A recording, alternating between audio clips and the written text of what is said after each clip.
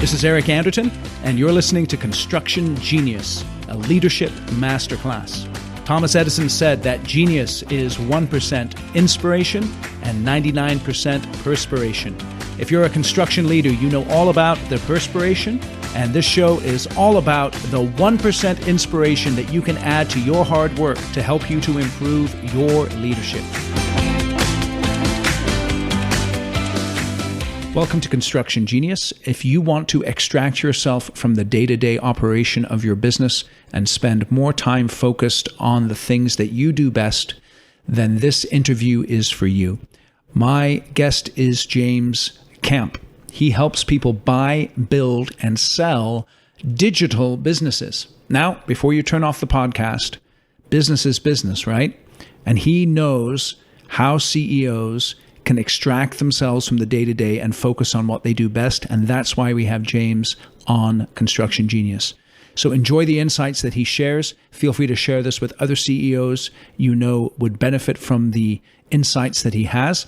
And I want you to take specific note of how to value your time and focus your time on the tasks that are of the most value, because that's one of the key insights that James shares. So again, enjoy the interview. Thank you for listening to Construction Genius, and I really appreciate all the support you give the show. James, welcome to Construction Genius. Thanks, Eric. I'm really interested in exploring with you a challenge that I know a lot of construction company owners have, and that is removing themselves from their day-to-day operations. You have deep experience working with different businesses, helping folks to do that. So why is it that you think most CEOs struggle to remove themselves from the day-to-day? Well, I think candidly, what I've noticed is that most CEOs have a difficult time removing themselves are often founders. And so in my world a bit, it's people that sort of built a baby from scratch and had their hands in everything at first, and they slowly have difficult time removing their hands from those things. Whereas I've seen that when people buy businesses, like when PE shops buy a business and they place a GP in a role as CEO, that CEO does not have an overly difficult time removing themselves from their business. But I think it's because if you grow something from scratch, you've sort of had your hand in everything at some point, and it's your baby. I think it's a much more emotional mindset issue than it is a mechanical logistics issue. And I think that sometimes people look at sort of the mindset of these things as sort of a farce and it doesn't really matter, but it really is just emotion that is connecting people, in my experience, to sort of letting go of some of that day to day. It's interesting because a lot of times when I'm working with CEOs, they're looking at themselves and their abilities. They rate themselves highly, and they're right in that they've built these great businesses. They look at their people, and their people may not be 100% of them. They may be 80 to 90%, and that 80 to 90% is good enough, but that still isn't good enough for them. And so that hinders them from getting out of their own way. Have you ever seen that? Absolutely. I think that what happens often, and this is myself included, right? I've been on this side of the coin several times, where you think you've got great people, but you know that the way that you know it is better than they do. With that said, if someone's at 80 or 90%, the only way they get to 100% is giving them a bit more autonomy, right? And giving them a little bit more control. Because the only way that you got to that level of sort of control was by getting your hands dirty. So at some point, there has to be some little bit of release and giving access to others. And that can be incredibly difficult, without question. I myself find that really difficult all the time. Candidly, I think there are little pieces of business where you have to do the unscalable, so to speak. There are sort of some things that you have to be able to have your hand on the pulse of. For me, a lot of it has to do with writing currently. As I sort of grow business for me and I start to build audience and talking about buying and selling businesses, I find that I still need to be the sort of creative spark behind the concepts behind there that we write about in newsletters and in tweets and et cetera, et cetera. But eventually, even for that scenario, I will have to release myself of that, right? The New York Times is not writing, the editor of the New York Times does not write every single article in it, right? There's thousands and thousands. That's actually something interesting to think about is how do I distinguish between what is leverageable or scalable and what is not? In other words, what is it that I should first seek to release to other people? I think that the early stuff is going to sound, and there's a big range here, right? If you got 100 FTEs versus if you've got none, right? There's a big range in this. Yep. With that said, I think that there's certain steps that one can take, and I'm not phenomenal at this, but I've seen a lot of people do it and I sort of preach about it. It's hard for me to do myself even, but it's to really just start taking stock of what your days actually look like. And like screen recording, taking notes. It sounds like sort of mundane, boring stuff. There's time tracking apps. There's Loom, which I use for screen recording. If I looked at everything I did in the day and I took notes about what I did and I recorded it, at the end of the week, if I look back, I'm quite sure there are things that I could say, this is really not something that needs to be on my plate. This is eating time for me.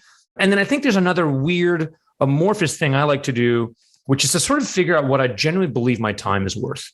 And so for me, I've had years of my life where I paid myself out of debt that I raised against the company. I've had moments where I was sitting in eviction court, and I've had years that did really well. And so in that experience, I had one business that we had a good exit on that for 3 or 4 years, I paid myself $2,000 a month out of raised debt and then lived off my savings and really had a tough time with that. Granted, when we sold that business, pro rata, I got paid a good amount of money. So I went and looked back, and it was probably the biggest win of my life. And I looked back and I said, what is pro rata my time worth over those years? So all that time I dedicated to it. So if I got paid $1 million a year on an exit, now I need to say that at my peak performance 3 or 4 years ago, my time was worth $500 an hour. 40-hour work week, 52 weeks a year is $500 an hour for $1 million a year. And these are obviously back of the envelope numbers, but now that I go back and look at it, like I should not be spending my time on things that don't derive at least $500 an hour of revenue towards my business or to me, actually towards me. So probably more top line for the business. So it's really, I think it's about taking stock of what you think your time is worth and then sort of forward pro formaing that out a little bit, because whatever I think my time is worth today, I guarantee you I'll think it's worth more in 3 or 4 years. And so I need to start thinking about when I look backwards, what did I dedicate my efforts and time to? So figuring out what my time is worth, figuring out what are the things in my day that are somebody else could surely do and are worth significantly less than what my time is worth, and immediately getting those into the hands of someone that can take those off of my hands. So I think right there is a key insight, and that is definitely something that I know changed my business, but it is something that I share with my clients consistently, is just that one idea of figuring out how much your time is worth and then just getting rid of everything else that doesn't hit that. That is tremendous. So as I'm beginning to do this, what would you say is the first thing I need to release if I'm going to spend more time working on my business, getting myself out of the business and allowing other people to begin to really step into those roles? So for me, I try to look at things that I think could be mechanical, things that probably still need human intervention today, but we're probably close to getting away from it fully. And what are your weaknesses? But a perfect example I think of that is going through financials, sort of categorizing expenses, having an understanding of like what your P&L looks like, income statements, et cetera, et cetera. Somebody else should be doing that. First of all, you're probably not the best at it. Maybe you are. And when I say you, I mean an individual.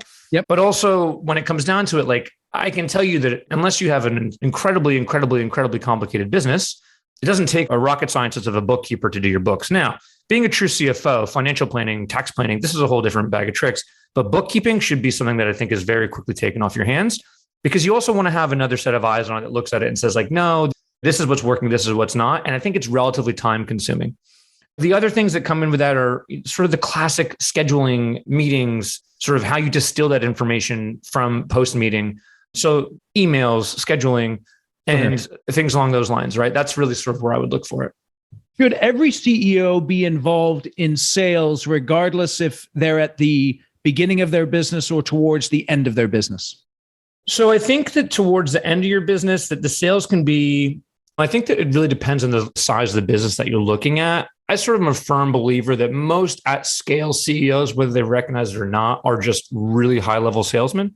I think that's really, you're really doing very high level biz dev. You're getting people to buy into your vision. You're getting people to sort of follow you along with what you are, sort of the belief that what you're doing makes sense. And so you're selling internally and externally in that regard.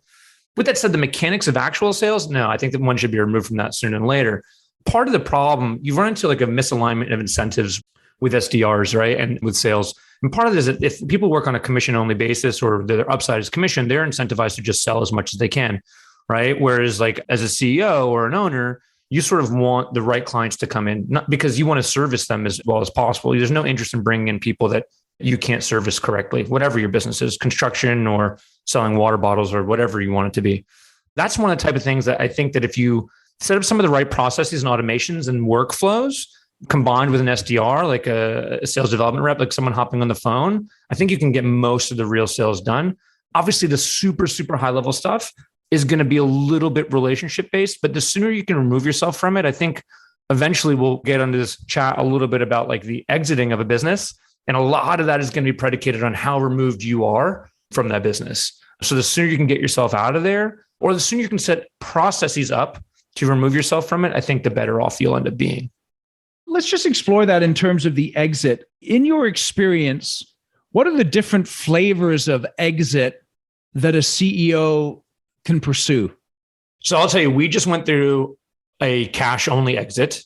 And when I say cash only, someone made a joke to me the other day. They said, "Oh, did you bring duffel bags to the bank?" And what I mean by that, there was no financing, right? It was just a straight cash deal. With that said, it was not all the cash up front. So there's a couple of different ways to look at this. I think that the most exits that we all see and think of are like all cash. That's how everyone perceives selling their business. They get a chunk of change, they're done, that's it. I can tell you that a lot of the bigger things that I've been involved with are not that at all, right? There are earnout agreements and clawbacks and all these different complex transactions that sort of protect both parties and allow both parties to be happy with the transaction. There's a lot of levers and pulleys you can mess with to close valuation gaps in M&A. And sort of some of those then, by doing that, you then sort of often lock yourself up in a longer transaction, which is fine. You get what you want, but it's a little bit more involved. So we just sold a hearing aid company. We sold it to a private equity shop.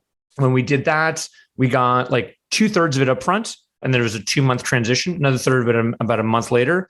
And then the last little chunk, which was just the inventory, will come at the very, very, very end. And we're still waiting for that specifically.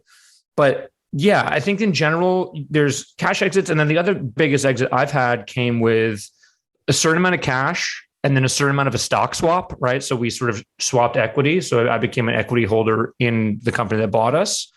And then a little bit of an earnout in cash, not to complicate it, and a clawback in equity, meaning that I was there for 12 months to get paid out on some of the work that I did on that transition in cash. And this is not to complicate things. We were given all of the equity up front with a clawback provision.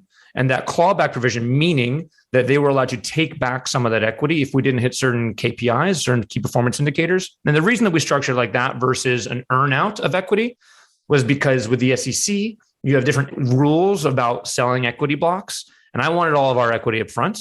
Even if we lost half of it, I want to hypothetically be able to sell it all at a certain date. And if it had been different, if we got half up front and the other half given a year later, then what's called a seasoning restriction, sort of the time frame in which the SEC says you have to wait to sell this, would have been an extra 12 months from the second half. So my point is, normally there's really cash options and then some sort of debt. And that debt can be seller financing, it can be debt from a bank, it can be an earnout. But those are really the two ways that they're involved. And I guess the third is the magic mix, which is a share swap, a stock for stock acquisition, in which I can tell you that like being paper wealthy and being cash wealthy is two very, very, very different things. I learned that the hard way, for sure. Yeah. How have you seen CEOs balance their desire to leave a legacy with their desire to get as much money as possible out of a business? I think that I find it very rare that people don't have a number. Most of the time, people have a pretty big ego. I've sort of at this point in my life where I really think about like ripping apart my ego, and legacy being a little bit a part of that ego. Now, with that said, I do know someone, I don't want to say exactly who they are. They run a very big lighting company. And they were recently looking at like a $400 or $500 million private equity exit. And they decided at the last second to not sell the business. And it was mostly because they really didn't like the people buying the business. Now, granted, if you're looking at a $500 million exit in cash, you quite clearly are doing well enough already that sort of your need of money is not intense, right? And so for them, they just felt like that their legacy would not have been held intact at that price point. With that said, when you're making low to mid 8 figures a year into your pocket, I think that you have a little bit more play with how much your ego involves your legacy, right? But if you're taking home $600K a year in SDE, sellers discretionary earnings, and someone offers you $3.5 million for your business, that's an astronomical amount of money versus what your actual take home is every year. There's a number in the lower range where people are willing to sort of give up their legacy, so to speak, in terms of a buyout, is what I've seen. So what did that guy do who didn't like the people? What did he end up doing? So I think he ended up paying a small break fee, in terms of break fee being a fee. You sign a binding LOI, so a binding letter of intent. Yep. That has, if you back out of it, sort of has this option that you have to pay money. he still runs his business. He just bought one of the most expensive homes in Southern California. And I think that the reason that sort of you get to have that ego at that point partially is predicated on the concept of the fact that if you're looking at a business being bought for that much money, again, your take home every year is 8 figures. He's the sole owner of the business, right? It's just him. So when you're taking home 10, 20, $30 million a year into your pockets, it's not so important, the 500 million, right? Because you can borrow against that. You can do whatever you want with that. So paid a break fee and sort of walked away from it. Have you ever had an experience where someone wants to go down the path of selling their business? They do all the right things to remove themselves from it, get their processes dialed in, get their people dialed in. And then they reach the point where like, I decide I just don't want to sell it. Yeah. I mean, that's an example. I've seen it in smaller examples too. Again, I've found that it's much more predicated on people that are founders of businesses and are CEOs, right? Because this is their baby. This is something that they've poured their heart and soul into. I think that you can go through sort of an identity crisis, right? Which sort of supersedes a lot of the money if you're doing fine, right? Which is that I spent 15, 20 years or 10 years building this thing, 3 years building this thing, right? I've dedicated my blood, my sweat, my tears, my capital, my friends' capital, everything. And who am I when this is done? And often, again, it's another thing if you're getting enough money to be whoever you want when it's done. But if you're not, you start thinking like, what am I going to do next? And I've gone through that a couple of times in my life. Like I've had some wins and I've seen people I know that have had wins, but there's a very big difference between getting $800K or getting $4 million and getting $40 million, right? So I think that people often back out because they recognize there's like an internal, like, who am I once this is done? What's going to happen? I lose all the control and all of my identity in my life. And what do I go build next? And some people are excited by that. I'm excited by that. Some people are totally lost by it. Let's explore that a little bit then, because I think that's a huge issue, right? This idea of identity. How have you handled that yourself? You alluded to it slightly about the excitement of creating a new identity, let's say, but talk about that a little bit, James. Yeah, I mean, I think that sort of this goes back to one thing I've thought about recently, which is like sort of ripping apart your ego a little bit, right? And sort of like, I've had this epiphany. I grew up in New York City where I didn't sort of follow the rules and the path, so to speak, of everyone else that I knew. And everyone else I knew went into professional services or partners at consulting firms, partners at iBank, stuff like that. And so I have spent some of my life trying to fit into these certain identity blocks and see like, how do I relate to that sort of world? And I don't always necessarily. And so I think that part of it is like, I get a kick out of it. Like I sort of enjoy having my back against the wall. I enjoy sort of figuring out what's next. I think we're only here once in my perspective. So why not sort of reinvent ourselves again and again and again, if that's something that interests you. And if not, then hold on to your business and build a legacy that you pass on to the next generation. But in general, I think it's just one of those things where the more you do it, the more comfortable you are with it. And it sounds cheesy, but it comes down to just being like, okay with not caring what other people think about you or how other people perceive you. And that's something I struggle with pretty often myself, but I'm trying to get much better about. So any founder or CEO looking to sell their business, I think a lot of this needs to be about internally what's important for you and not how others perceive you, if that makes sense. And that's sort of a never-ending quest, I think, for all of us about not worrying about how others perceive us, because our identity is predicated so heavily on the external stimuli and feedback we get from others. And if you can let go of that, I think you sort of put yourself in a really, really strong position of power moving forward. What do you do to help yourself with that? Because I think it's so important to talk about. And some of it we do unconsciously, some of it we do consciously. What do you do consciously to overcome that fear of what other people think? That's one thing I've been working a lot on recently is really putting myself out there a lot and getting a lot of feedback from others, right? It's I've recently moved to Los Angeles from New York. And part of that was I was going through an identity shift. I just sold this business and I wanted to get much more involved in helping people buy and sell businesses. And I started thinking about like, how do I reframe exactly who I am? I'm not going to say that everyone can move 3,000 miles away, right? But I think it's important to like surround yourself with others who perceive you in the way that you want to be perceived. Like that is actually like, I know that sounds sort of ethereal, but it's like a really important function of mine. Like I've got a couple best friends now out in California that view me as the James that I want to be viewed as. And so I think that often that comes to, I hate to be this guy, but it requires, if there are people in your life that are not giving you the feedback loop that help you be who you want to be, I'm not saying to cut them out of your life, but it's like to be understanding of what you communicate with them, what you express with them. Because if you want to be a different person, if you want to have this different identity, and maybe for me, it's now the guy who's helping people buy and sell businesses, not the guy who's building businesses and selling them and buying businesses and selling them, right? So that came from when I was back in New York, I started just telling people that I was doing, and I've done a lot of this, but that I do broker exempt M&A advisory, right? That's just me trying to sort of relate to my investment banking friends to say like, oh, I do what you do, right? But in their world, okay, they work at Goldman or they're working at Cowen or whatever, right? And they're like, no, well, you don't have a 7, you don't have a 63, you're not really doing M&A advisory, right? And then I move out to California. It's the gold rush, right? Everyone makes their money in their own way, right? Yeah, right. And all of a sudden, and like I come from a city where they want my W-2 and my tax returns for 4 years for an apartment. I come to California, they're like, can I see your checking account? I show my checking account. They're like, here's your home, like, which is just so weird to me. But my point is, I know it's tough, especially the older we get and the more ingrained in our people that we get surrounded by. But I think it's really important to surround yourself with people that sort of give you the feedback to be who you want to be. I'll tell you a very quick anecdote. A very good friend of mine got in trouble when we were in college. He was just messing around being an idiot, doing dumb things. And he got in trouble with the law. And when he got out of college, he said, Dad, I want to be a director. He spoke to his father, who was a director. And he goes, Dad, I want to be a director. And his dad goes, okay, we'll be a director. He goes, well, how do I do that? No one's going to give me a job. I'm a convicted felon. I did this dumb stuff, whatever. And he goes, well, his dad goes, well, tell people you're a director. He goes, but I've never directed anything. He goes, well, start telling people you're a director and eventually someone will hire you to be a director, right? Like, don't get me wrong. I'm not talking about being a lawyer in which you have to pass the bar and have a license or an investment banker where you need a series 7, right? Anything we want to do in this world, we just need to sort of like start telling people that that's who we are and that's what we do. And then some of the old people in our lives are going to have an issue with that for sure, unequivocally. But some of the new people in our lives, they're only going to know you under that context. So if you're like, hey, you know what? I just sold my construction firm, and now I'm starting a orange farming business. I don't know, whatever you want to do, right? Like when you tell that story to people, new people in your life, that's the only version of you they're going to know, right? I think that at every moment you get an opportunity to sort of create this version of yourself that you want to be. And all you have to do is tell that story yourself and then surround yourself with people that give you that positive feedback about it. So I think the key insight that I'm pulling out that I really appreciate is, on the one hand, our identity is formed so much by what other people think about us.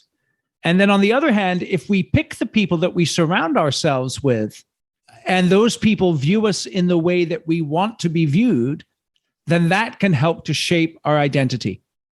Absolutely. I mean, I think that what's interesting, Eric, is you're like touching on all these like very, very deep and complex things that I think we all struggle with, right? Which is like who we are. And so much of it is about the external stimuli of people sort of telling us who we are. And I think that's sort of where the real happiness comes, when we just sort of figure out who we want to be and sort of unapologetically be those people. Right. And when you get to that point, you sort of get that sort of feedback from people in your life, right? And eventually, by the way, the people from your past that have a hard time with this new identity of yours, they're going to hop on board unequivocally, 100%. I've seen it. As long as you stick to it, that's going to change for people. And then the small outliers that don't, you probably don't need them around you significantly anyway, right? People are allowed to change and evolve and be better. That's interesting. I really like that. So what if I'm a CEO, I've been trying really hard to remove myself from the business, but it's kind of like The Godfather. Just when I thought I was out, they drag me back in again, right? Sure. So what should I be focused on if I'm just finding myself get sucked back into the drama, sucked back into the day-to-day? One thing that I really struggle with that I really want to impress upon people is that I'm constantly working on and they should work on is really hiring and delegating. Like really, truly hiring and delegating. Getting pulled back into the drama is a function of either one of two things in my experience, either that you don't trust the people or that they don't trust themselves, essentially, right? Someone needs to let go at this point. And that may be that you need to hire someone that is, everyone gets afraid they're going to hire people that disappear. Cool. I hope that everyone I hire is so good that they at one point need to go somewhere else or they do something on their own. That's fine. And the other thing is that people get really fearful when the reality is that not everyone's an entrepreneur. Not everyone wants to be a CEO. That's not the lane everyone plays in. No one, the way that I live my life, which is feast or famine, I don't get paid 6-7 months at a time. Like we bought a business in March 2021. We sold that business. We started closing on the sale of that business in November. I still have not been paid $1 out of that business. I didn't take a salary. Everyone got a salary but me. Now, this is a little bit different than I think sort of the CEOs, right? But in general, you have to sort of be able to let go and trust that the people that are involved can run it on their own. And be willing to maybe make a little less money in the interim. Like to circle back to the story I told earlier about getting paid no money and having the exit and getting all that pro rata money later on, is I'm making a decision as an equity owner in multiple ways to get paid last. Also, upon liquidation, by the way, say we sell the business. Let's say that all of a sudden I'm in bankruptcy and everything's screwed.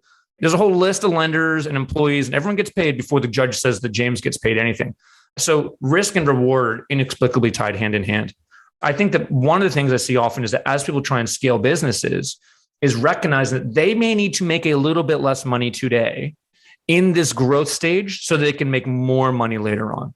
That's super, super, super common, which is like, okay, you make $250,000 a year. What happens if all of a sudden you hire two people for $60,000 a year? I get it. Over the next 6 months, you're going to be freaking out because now you all of a sudden are making 1/3 or whatever. But if this means it allows your business to grow, this is net the correct decision in the long run. That's tremendous. That willingness to take a step back, to take 3 steps forward in the future is so essential when it comes to removing yourself from the business. You mentioned delegating specifically. This is a topic that I'm fascinated in. I always like to pick people's brains. What is your process for effective delegation? So I will tell you that I always, because my core skill set is marketing and sales, right? That's sort of really what I think that I'm really good at. Now, candidly, the first thing that I had, sort of not a mentor, but someone I wish was my mentor, like a friend of mine who's a lot more successful than me, they'll tell me, I know your gut is to think marketing and sales. What you really should be doing is immediately getting the things off your plate that you're bad at. So instead of me thinking here on like, how do I hire more salespeople and marketing people, is that first step for delegation is to hire an ops person. I hate ops. I'm bad at ops, right? So if my magic, it's a kind of cheesy saying, but zone of genius, if my zone of genius is marketing and sales, yes, eventually I want to remove myself from that and find somebody else whose zone of genius is that. But if what's really tough for me is operations, and I really struggle with the organization and operations and delegation of that, then the first thing I should be doing is hiring someone who's great at operations. And then the other thing that I think about when hiring is, let's say I got a 5-person business. We're doing $1 million a year top line or something, and I want to scale to 10 million. I don't need to go hire the COO of $1 billion company. That's probably the last person I should hire. In fact, that person is probably so far removed from understanding the mechanics and actual operations of $1 million business. What I want to do is go hire someone who is being involved in a company my size and help grow it to be a $10 million company, right? So I want to find someone that understands the mechanics of how we get from 7 figures to 8 figures in business. And that may be that you're looking more for a director of operations. It might be that like you're looking to pull someone out of a bigger org that has a slightly lower title, and you're going to let them grow into that. They can become a COO for you because they're just starting as an ops director, right? And so I think that's a major, major important thing to look at. That's interesting. Not overhiring, so to speak. What I mean by overhiring is positionally overhiring someone, but hire someone for where you want to go. Yes, 1 step forward from where you want to go, right? Not 3 steps. The one thing I've seen is, and this is not to slight at any of my friends, I have a few friends that are C-suite at multi-billion-dollar companies. I promise you that those people have absolutely zero idea of how to mechanically run those businesses. I'm really, really, really serious, right? Their chief of staff, their EAs know more about running their businesses than they do themselves, right? And so I can tell you, when my last company, I'd put someone on my board who's the COO and CFO of about a $2 billion consumer packaged goods brand. He happens to be a good friend of mine, sort of was like, James, whatever you need, I'm happy to hop on board. Well, I immediately thought, okay, when we start going and buying businesses doing $3 million a year to $5 million a year, he's going to be really useful. I love that man. He's awesome. He is the least useful person for that in the world. He just generally does not understand the mechanics. The mechanics of a $3 to $5 million a year business are astronomically different than the mechanics of a business that do $1 billion a year. He's used to having the org chart for him is astronomically different than the org chart for me. So I think it's important to like recognize, like, yes, you want to sort of hire the best, but you want an operations person, that the COO who needs $480K a year plus options, who's coming from a pubco, is not the one who's going to help me scale my business from 3 million to 10 million. That's good stuff. Now, in terms of the actual mechanics of delegation, so let's say you're having a delegating conversation with someone, right? What sort of technique or system do you use to make sure that someone knows what they're supposed to be doing? So I'm a big fan of like project management tools and check-ins and communication. I think what's interesting is that I come from a digital world where that is just like the norm. What I've found is that in the brick and mortar space, there's like often massive gaps for how people are actually managing teams. And so for me, we use Slack and Asana, right? And we have basic automation set up. In the past, I mean, I just sold this business, so we don't have so much going on now, but we used to run these scrums, these like sort of morning meetings. And sort of like, I think it's about just setting a process can be amorphous. I'm okay with that. In fact, trying to sort of stick to regimented routine does not always work. Yeah, I think you need to be able to bend. But I think trying to think about structure, for me, what I often do is I try and think about if I were removed from this business. If this was somebody else's business and they ask me, James, what do you think? Like, what are the things I would say? What are the checks and balances I would ask for, right? So for us, we'll put everything into Asana. Everyone gets tagged in Asana, which is our project management tracking that we use. And then we use Slack for communication. Now, it does get a little gray. We do end up leaning into Google, what I call G Suite, which I guess is now Google Workspace, some of these digital functions of it. But you just need check-ins and accountability for tracking that. And there's infinite ways to do that these days. Excellent. So as we're wrapping up the conversation here, in terms of scaling a business, let's say I'm doing $50 million a year. Sure. And actually, no, I'll back up. I got a client right now. They're doing, let's say 250, right? Okay. And they want to go to $1 billion in 5 years. Sure. In your experience with that kind of scale, those kinds of dollars, just what you've observed or been involved in, what do they need to focus on? So I'll tell you, I'm going to be really candid that there've only been around like 2 transactions that were anywhere near that size. One was about 400 million. And I can tell you the answer to that was M&A.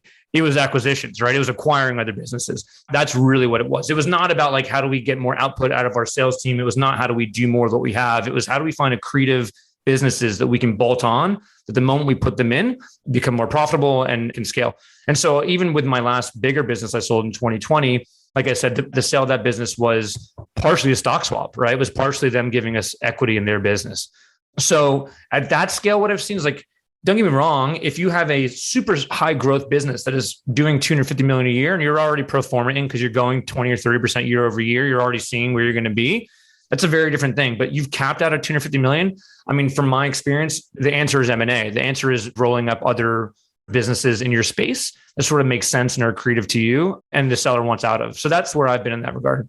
So let me ask you this then. When it comes to bolting on businesses, as you look at the desire for growth and you balance it with the need to maintain culture, is that something that is tremendously important? Or is it more like, well, I want to go over there and I want to do this, so we're just going to bolt this on and then figure it out later? I think it really depends. My experience is on sort of what the business is, how much culture is there, how much is FTE based, how much is in-person based. So for me, a lot of our stuff is all digital. Like the culture is a little bit different of a culture, so to speak, right? Because we're trying to keep culture alive through Zoom chats and through Slack. And that's just a very different world than I've actually only ever had my own full office for like 4 years of my life, which is really interesting to think about. And I often tell people I've only been on a W-2 for like 2.5 months of my life. And I'm very lucky I didn't get fired from that job because I called the person who hired me and I was like, I can't do this. And they were like, I can tell, would you like to leave before you get fired? And I was like, absolutely. Thank you so much. Yes. But in all honesty, I think that the culture fit is super important if you have a tight, cohesive culture. I think that what I often find though, is that people manage to pull things together without getting a good culture going, to be really honest with you. And so I think there's often opportunity for buyers or sellers to create culture. And often what I find is that like CEOs who are founders and are really inexplicably tied into their business, people may love them personally, but like that the structure in which culture actually functions inside that business is not necessarily one that's healthiest for everyone. It's often healthiest for certain individuals. So culture is super important. I think community is super important, but I think that it's okay to recognize that sometimes a shift in culture is not always what's wrong. I often talk about this with websites. People will talk about algorithm updates from Google. Oh, if I buy this website and Google changes algorithm, I'm going to lose my rankings in Google. Sure, you could, or you could get better rankings. I want to be candid that things don't always go bad here, right? You may have built a business that does $20 million a year with horrible culture. And it may be that the people that are buying you have a much better understanding of how to integrate teams and build culture. And what I would say is that what I've realized is that sort of under the 10 million mark, you're looking at sort of search funds, 20 million, maybe search funds, high net worths, very small family offices. When you're sort of looking at the larger than that, you're looking at PE shops or like big pubcos that are doing stock swaps. And so you're probably looking at teams much, much larger than yours making that acquisition, or people that do this for a living. So culture, I think, is important to tie in, but I think it's important to recognize that small shifts in culture may be required and may be okay. It may make things better for everyone involved. That's cool. All right. So I want to remove myself from the day-to-day. As we're wrapping up here, James, give me your top 3 things that I need to do right away to get that going. Step one is I would start tracking what I do, whether it's a to-do list or project management tracking or screen recording certain things. I would really go through my day and maybe every 20, 30 minutes. I know it sounds crazy, but for a week or two, every 20, 30 minutes, like take stock of what you're doing, right? Like really look at what you're doing. Because I think that, for example, I woke up this morning and I did 4 hours of work before I got up and did anything. I promise you, and this is just because I'm making a transition in my life as I'm starting to build a business that's predicated on my audience and helping other people, that there are things I'm doing currently that I could remove myself from very quickly. There's no way that I need to be immediately doing every single little detail like that to crack of dawn as soon as I wake up. So I would take stock of everything that you do, write it down, understand what it is, write down what is required to do it, and sort of the permissions that are required to do it, right? So I'll give you a random example here. Money's a big one. Like, I'm not going to go hire a VA, some virtual assistant, to go run my finances for me. Now, for the right person, I would love to grow the business I have now to a point where I'm paying someone in person to be next to me that I fully trust, right? That can have these sort of really important things in my life with them, like my passwords to my banking, right? Like, it's tax season right now. I'm going through something where I'm like, oh my God, I'm spending so much time digging through everything for tax season. And I wish so badly that I had somebody to do that, because this is one of those mechanical things that, if, as long as I had someone that I trusted, there's someone that for way less than, by the way, I sort of value my time at the $500 to $1,000 an hour time frame. And it's like, at that range, I should not be digging through bank statements. Like, that's crazy. I should not be reconciling bank statements. That is just out of control. And partially it's because the business that I have now, we just sold the hearing aid brand, that there's people that work there fully. But with this business, which is me building an audience and teaching people how to do this and trying to help people, that I didn't think about like how to build this. It just sort of fell together. So now I need to go and do this myself. So I would track everything I do, first of all. I would then find the things that I think were easily outsourceable. And when I say outsourceable, I don't even mean hiring. That step 3 is going to be another one. I mean, like, things that I could find almost robotically that I don't need some full-time employee W-2 FTE to really be doing, right? So that might be sort of scheduling. That might be sort of reconciling bank statements. It might be whatever. What is part-time outsourceable? Listen, I've had tons of bookkeepers, and I've had a CFO and a controller and all these different things. And I can tell you that needing a CFO and a controller and a bookkeeper, most people don't need all that right now. And it's over what they need.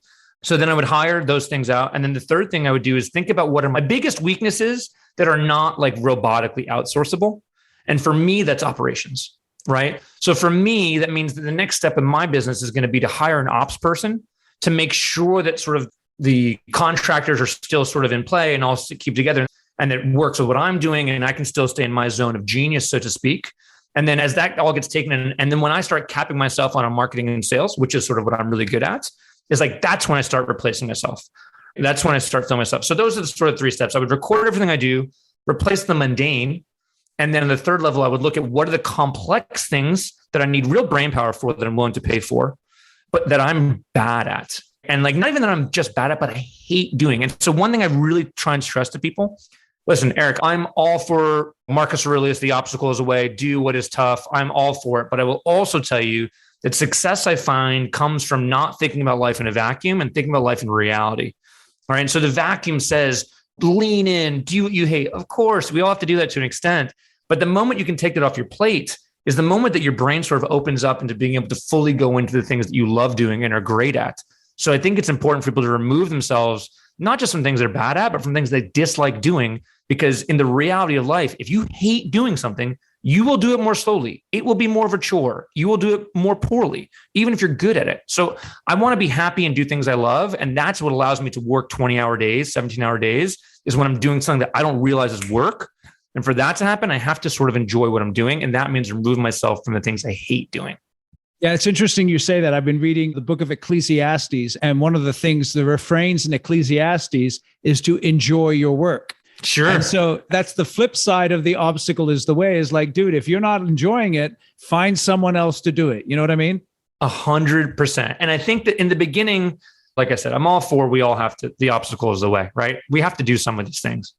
But my point is that when you find yourself in a scenario, and I think that, again, to touch on this, people have a really hard time. I know what my life's burn is, right? I know what my monthly burn is. I know what money I have to make. And so often when I make more money, my burn goes up. And so that means that scaling becomes more difficult because it's harder for me to take less money to hit scale. I have a friend who does coaching for executives that want to do career changes. And often what she finds is that some guy will come in or some lady will come in and she'll say, I'm 60 years old. I'm making $700,000 a year and I hate my job. And then she says, okay, well, tell me about your life. She goes, okay, well, I have 2 kids in college. I've got 1 kid in private school still. I have my lake house, my normal house, and blah, blah, blah. And Patricia, the woman, says, I'm sorry, you can't quit your job. There's nothing you can do, right? Because the moment they quit their job, they're in debt, right? And so I think it's important to recognize that when you're in a growth phase or in a potentially thinking about an exit phase, is being cognizant that it's okay to get paid more later. You're probably going to get a much bigger multiple on the paid more later. The thing that is magic to me about flipping businesses, and I call it flipping just to sort of attract more people into the concept of it, it's really value-added private equity, right? Like, how do we change this business? Or in real estate, I would think about like changing a cap rate, right? Yep. And the magic is that if a business sells for 3x price to sales, right? 3x gross revenue, just to make the numbers easy, right? For every dollar of revenue that I can bring in, I've now, on the equity piece, I've made $3, right? And I think that that's something that people like have a really hard time comprehending. And the other thing is, when you think about removing yourself, is that, okay, you pay yourself $300K a year, maybe, right? I bet my bottom dollar you can hire someone for less than $300K a year to run your business if you structure this correctly. Absolutely. Right? So you're changing top and bottom line. And this gets into like add backs and sort of how P&Ls really look. And that's a much more complex sort of thing. But in general, if you're looking at exiting businesses, you want to be cognizant of what is the buyer interested in. So, well, let's do a price to earnings, right? To make it easier, or a net income. If businesses are selling for 3x net income, that's much more likely, right? These days, right? But a 3x net income, or SDE, sales discretionary earnings, then for every dollar that I can add in net income, it doesn't matter if the SDE is a little bit less, but the net income to the business, as long as the salary I'm taking is a normal salary, then I'm actually adding $3 to my net worth down the line. And I think that's important for people to remember and recognize. That's beautiful, dude.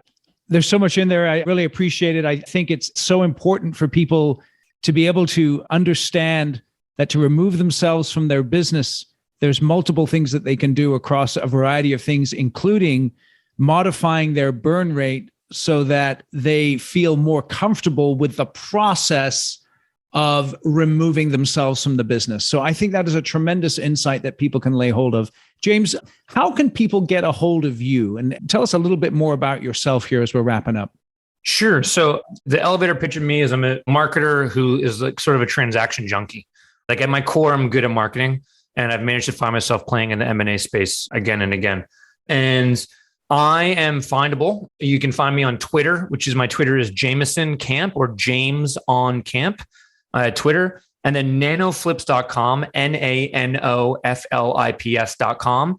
And that's sort of my newsletter where I talk about buying and selling digital businesses and what are the mechanics and case studies in which you could actually pull levers, change the valuation of a business quickly and sell it. And so for me, when I look at businesses, I normally try and help sort of small family offices, small PE shops, high net worth individuals, because I think there's a really, really, really crazy opportunity for most people in this world today, which is like the low 7-figure and range of taking these tenants that big PE shops use in terms of value add and sort of how you reposition an asset, and applying that on a much smaller scale. And partially that's just because it's, unless you go get your MBA or unless you've worked in IB or PE, these are sort of foreign concepts that no one teaches you ever.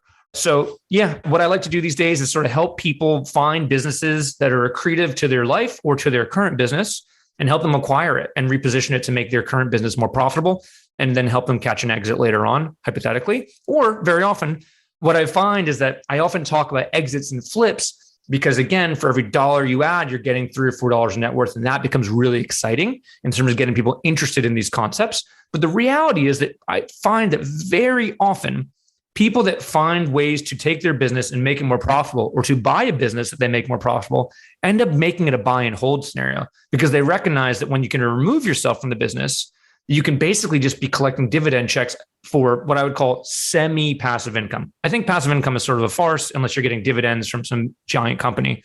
But you can remove yourself from a business and semi-passively get a 30% cash on cash return from a business, right? Like unlevered, in a way that is just impossible in so many ways. So yeah, Jameson Camp on Twitter or nanoflips.com.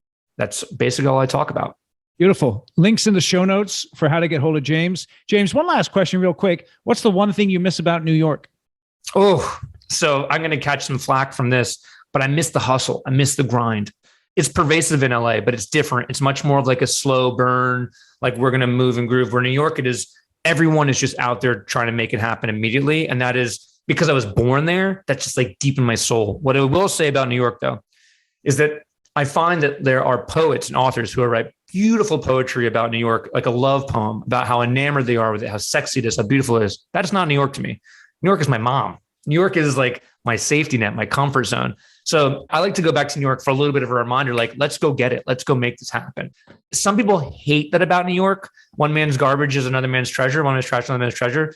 But like New York to me is a gem for if you want to be around people that like are willing to live in a tiny home, pay obscene amounts of money to do it, and just be surrounded by 10 million other people in a tight-knit space, and they all want just to be obscenely successful. New York is one of those cities that's there, and I love that. That's awesome. And what's the one thing you like about LA? The sun. I'm sitting here in mid-February, and it is like 75 degrees.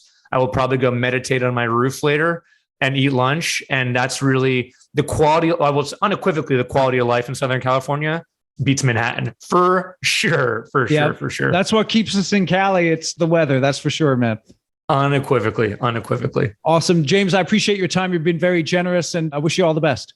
Awesome. Thank you so much, Eric. It's been a pleasure. Right on. Thank you. Thank you again for listening to Construction Genius today. Hope you enjoyed my interview with James. Check out all of his social media links in the show notes if you'd like to get to know him a little bit better. This episode is brought to you by the Construction Conclave. The Construction Conclave is a group of construction company CEOs that meets on a monthly basis online to improve their businesses. We get together, I facilitate these discussions, I walk the conclave through a variety of the frameworks I use to help businesses with their strategy, with their sales, and with their leadership. And it's only for construction company owners.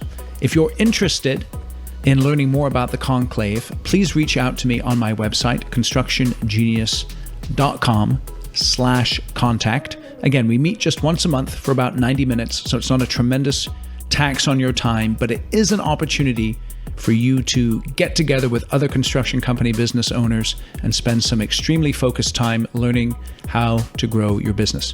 So again, if the conclave is something that would be of interest to you, reach out to me on my website. And thank you for listening to Construction Genius today.